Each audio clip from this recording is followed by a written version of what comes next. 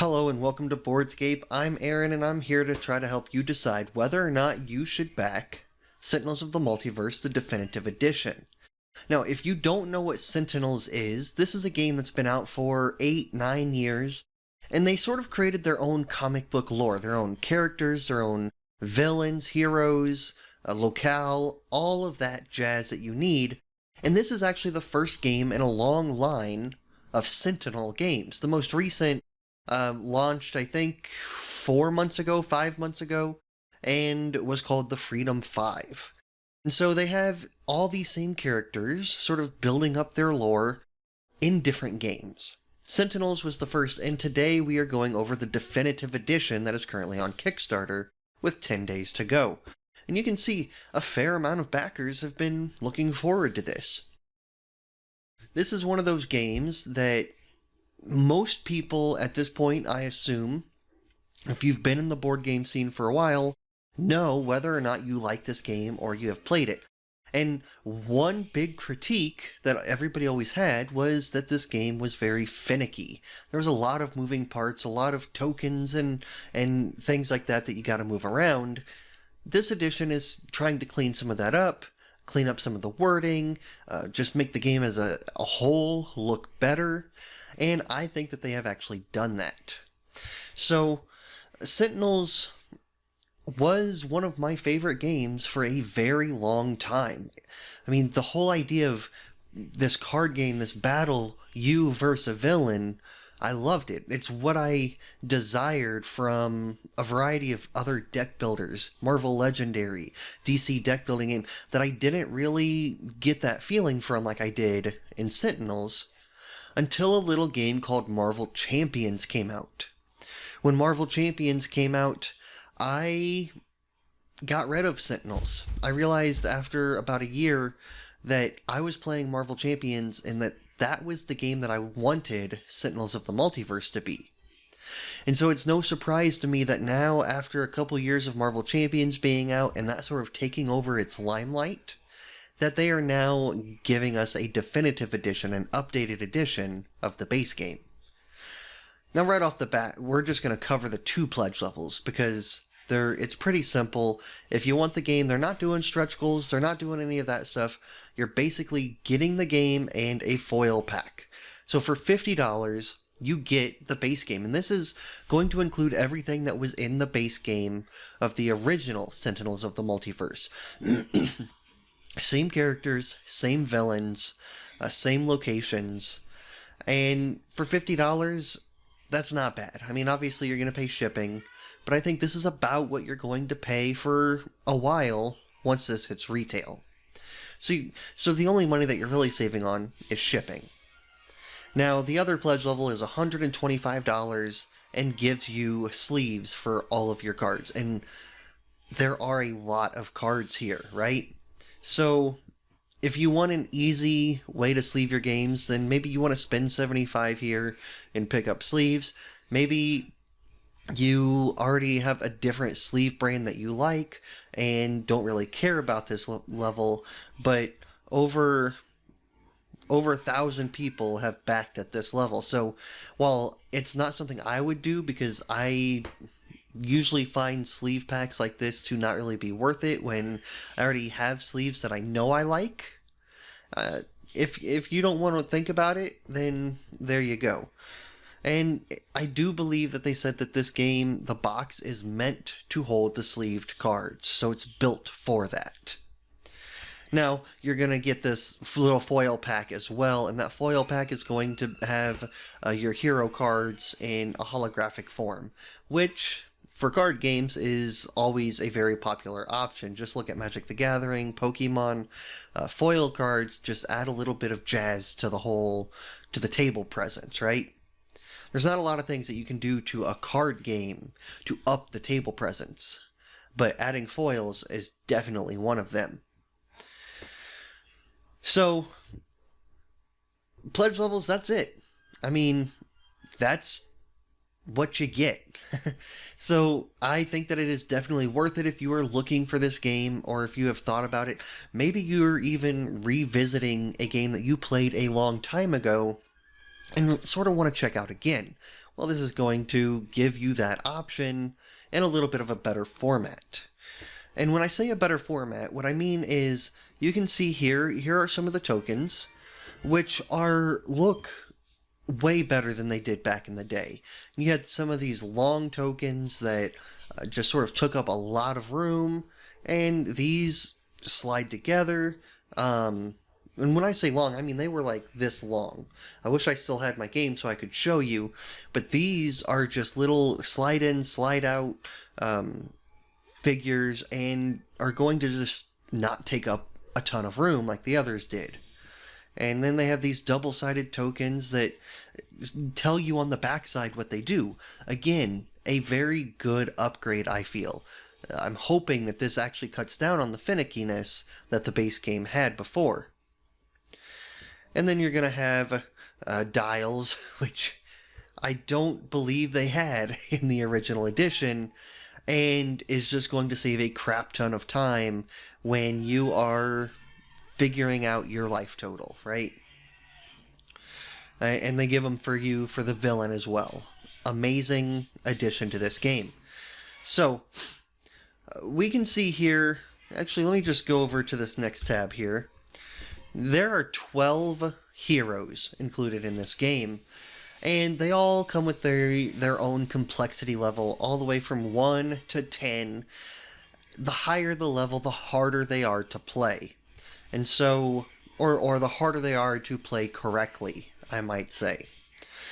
So, if you want to take a look at that and see who's where, then you can here. Some of them have sort of adjusted based on some changes that they've made to cards, which we will take a look at below. There's two big things that they've done with these cards. One is changing the art to make it look more like a 1950s, 1960s, 70s, probably more of a 60s and 70s look to the comic book art. This is what the old art looked like, okay? And this old art is very cartoony. And that's what they were going for, and it worked for them. But this is going to be their new art. So the same card, Flat Cannon. Flat Cannon here, cartoony old version. 60s comic book version. And I think that this is going to do wonders for this game. The entire table presence is going to change because of the way that these cards look, right? The other thing that they did was clean up the wording in a lot of these cards and make it more straightforward. This one's not too bad. Power. Bunker deals 1 target, 3 projectile damage. It's a limited equipment. Compared to a lot of these cards, this one's not bad. But they give you 2 things here. One, and it lets you know that it's a limited item, not just equipment. It lists the power. Pretty straightforward. Well, this one was straightforward. Deal 1 target, 3 projectile damage. This one changes a little bit. Destroy up to 2 cards under this card. Each time you destroy 1 card this way, Bunker deals 1 target, 3 projectile damage. And at the start of your phase, you are putting the top card of your deck under this card.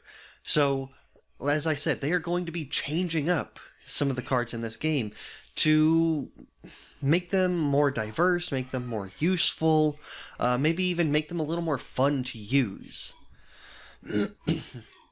Another example here, Omni Cannon. This is the old art, and down here we have the new art. And I have to say right off the bat that this is way cooler than this. This looks like something my kids would watch on TV. This looks like something that I could get down and reading, right? And they do the same thing, power and start phase. The turret mode. Now, you can see here where we start to get into a jumbled mess of words, right? And down here, they clean it up. And again, that turret mode just looks way cooler than this up here. And so they, as I said, they clean it up. When this card enters play, destroy all other mode cards. Well, they put that under the easy start phase. Or actually, I think they get rid of that in this one. And then you cannot play or draw cards, blah, blah, blah. There's a lot going on here. And here, just simple. This is the permanent. At the start of your phase, you look at all the start phase on all of your cards. And during your power phase, you can look here and see what it does. It's easy, right? So, what they've done here is great. Now, my question is going to end up being, is this going to be a game that I will play over Marvel Champions? And that's really going to be up to you to decide. For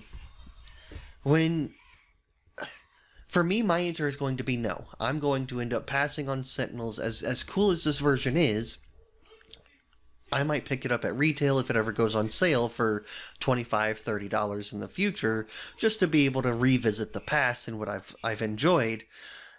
But I am so far into Marvel Champions, having spent hundreds of dollars on it now. I have everything. I just don't see what Sentinels would give me that Marvel Champions doesn't. They've updated the art. They've updated the finickiness and the tiles, the tokens. They've updated the wording on the cards and even changed some wording.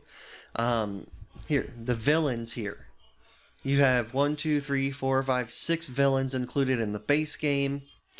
And it's the same. They're updated. But I'm still not sure if this would give me something that Marvel Champions couldn't or wouldn't.